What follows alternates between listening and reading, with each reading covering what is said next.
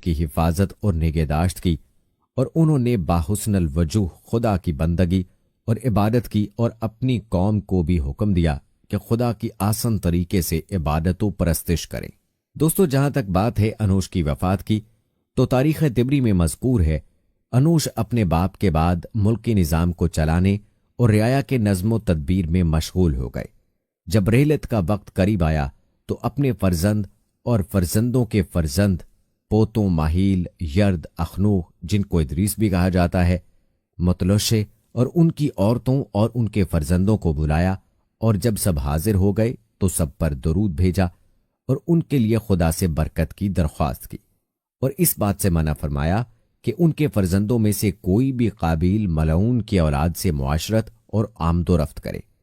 پھر اس وقت کینان کو اپنا وصی نامزد کیا اور انہیں حضرت آدم علیہ السلام کے جسد خاکی کی حفاظت کی وصیت کی، اور سب کو حکم دیا کہ ان کی خدمت میں خدا کی نماز پڑھیں اور اس کی بکثرت تقدیس کریں۔ پھر اس وقت آنکھ بند ہو گئی اور دنیا سے رخصت ہو گئے۔ دوستو، اب بات کرتے ہیں انوش کے فرزند قینان کی۔ مروج الزہب میں ذکر کیا گیا ہے کہ انوش کے فرزند قینان پیدا ہوئے جبکہ وہ نور محود خاتم الانبیاء کا نور ان کی پیشانی میں زوبار تھا۔ انوش نے قینان کے پیدا ہونے کے بعد ان کی جانشینی اور وصیت کے بارے میں دوسروں سے عہد و پیمان لیا۔ میرات الزمان نامے کتاب میں مذکور ہے جب حضرت انوش کی موت کا وقت قریب آیا تو انہوں نے اپنے فرزند قینان سے وصیت کی اور وہ معود نور قینان میں منتقل ہو گیا۔ انوش نے قینان کو اس راز کی حقیقت سے جو انہیں سپرد کیا گیا تھا آگاہ کیا۔ پھر انوش کے انتقال کے بعد قینان نے باپ کی روش اپنائی۔ مؤلف فرماتے ہیں سر سے مراد وہی حضرت خاتم الانبیاء کا نور ہے کہ جو پے در پے ایک دوسرے میں منتقل ہوتا رہا۔ یاد رہے کہ انوش نے صحیفوں کی کینان کو تعلیم دی اور انہیں نماز قائم کرنے اور دیگر احکام کا حکم دیا۔ اخبار الزمان میں مذکور ہے کہ انوش نے اپنے فرزند کینان کو اپنا وصی مقرر کیا، اور اس سے پہلے حضرت آدم علیہ السلام کی صحیفوں کی تعلیم انہیں دے چکے تھے، اور زمین کے ٹکڑوں اور اس بات کو کہ کون کون سی چیز ان کے اندر ہے ان کے لیے بیان کیا۔ انہوں نے کینان کو حکم دیا کہ نماز قائم کریں، زکوٰۃ دیں، حج بجا لائیں اور قابیل کی اولاد سے جنگ کریں۔ کینان نے حکم کی تعمیل کی اور باپ کے دستورات کا اجرا کیا، اور کینان نے اپنے فرزند ماہیل کو وصیت اپنی دنیا سے رخصت ہوتے وقت وصیت کی، جیسا کہ تاریخ یعقوبی میں مذکور ہے۔ کینان ایک خلیق، ملنسار، اہل تقوی اور پرہیزگار انسان تھے۔ اپنے باپ کے بعد وظائف کے انجام دینے کے لیے اٹھ کھڑے ہوئے اور اپنی قوم کو خدا کی اطاعت و فرما برداری اور اس کی عبادت کرنے اور حضرت آدم اور حضرت شیث علیہ السلام کی وصیتوں کی پیروی کا حکم دیا۔ اور جب کینان کی موت کا وقت قریب آیا تو ان کے فرزند اور فرزندوں کے فرزند یعنی پوتے یعنی ماہیل، یرد، متلشے، لمک، ان کی عورتیں اور ان کے بچے ان کے پاس جمع ہو گئے۔ کینان نے ان پر درود بھیجا اور ان کے لیے خدا سے برکت کی دعا کی۔ پھر اس وقت ماہیل سے وصیت کی اور انہیں حضرت آدم علیہ السلام کے جسد خاکی کی حفاظت اور نگہداشت کا حکم دیا۔ دوستو، یاد رہے کہ حضرت ادریس علیہ السلام اللہ تعالیٰ کے تیسرے نبی تھے جو حضرت آدم علیہ السلام اور حضرت شیث علیہ السلام کے بعد نبوت کے جلیل القدر منصب پر فائز ہوئے۔ مورخین کے مطابق آپ علیہ السلام کی ولادت بابل یعنی عراق یا مصر کے شہر منفیس یعنی منف میں ہوئی۔ آپ علیہ السلام کا اصل نام اخنوخ تھا، جبکہ قرآن کریم اور احادیث مبارکہ صلی اللہ علیہ وآلہ وسلم میں آپ علیہ السلام کو ادریس کے نام سے پکارا گیا ہے۔ روایات کے مطابق حضرت ادریس علیہ السلام نے دنیا میں لوگوں کو سب سے پہلے لکھنے، پڑھنے اور تعلیم حاصل کرنے کا درس دیا، بلکہ اپنی زندگی کا بیشتر حصہ اسی درس و تبلیغ میں صرف کیا۔ چنانچہ لوگ آپ علیہ السلام کو ادریس یعنی درس دینے والا کہہ کر پکارنے لگے۔ دوستو، روایات کے مطابق حضرت ادریس علیہ السلام کا حضرت شیث علیہ السلام کی 5ویں پشت سے تعلق تھا، اور آپ علیہ السلام کا شجرہ نسب یوں بتایا جاتا ہے: ادریس بن یارد بن ماہیل بن قینن بن انوش بن شیث بن آدم علیہ السلام۔ دوستو، یاد رہے کہ جب حضرت شیث علیہ السلام کا انتقال ہوا تو کچھ عرصے بعد ان کے پیروکار بہت محدود تعداد میں رہ گئے۔ قابیل کی اولاد نے کفر و شرک، بدکاری و بے حیائی کا بازار گرم کر رکھا تھا۔ زناکاری اور شراب نوشی عام تھی، पाकीज़ा रिश्तों की पहचान नापैद हो चुकी थी। बुतों की पूजा और आग की परस्तिश हो रही थी। गोया दुनिया पर शैतान और उसके हवारियों का राज था।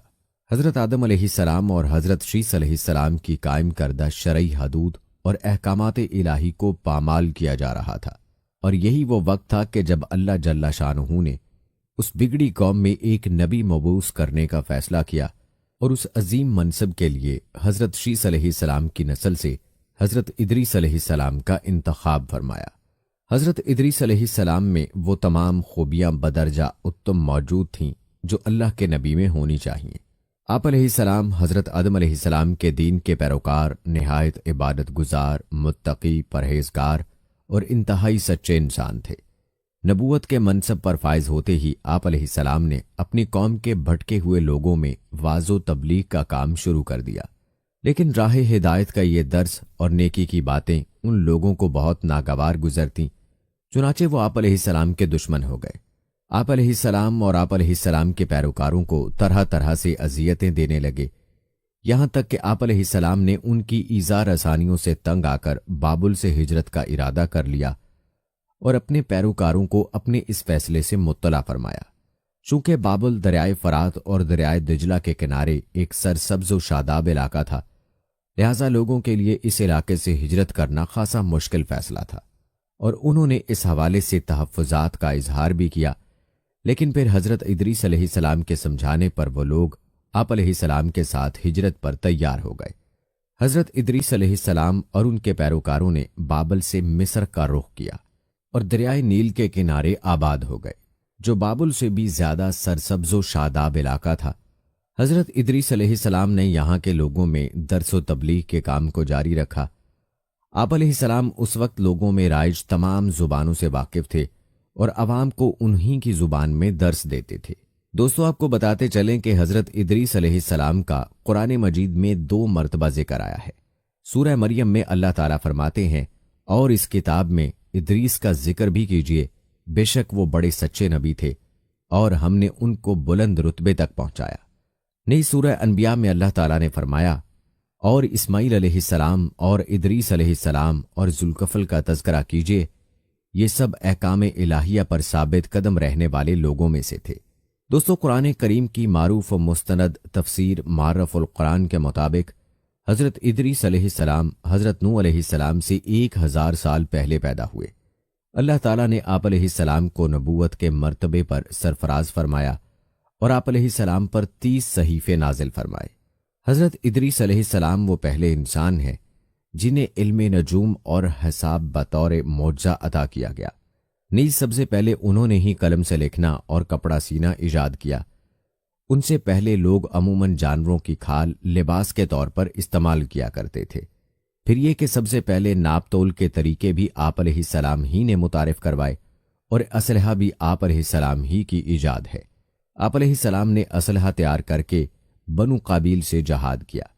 अलामा इब्ने इसहाक का कहना है कि दुनिया का सबसे पहला शख्स जिसने कलम से लिखा हज़रत इदरीस अलैहिस्सलाम है।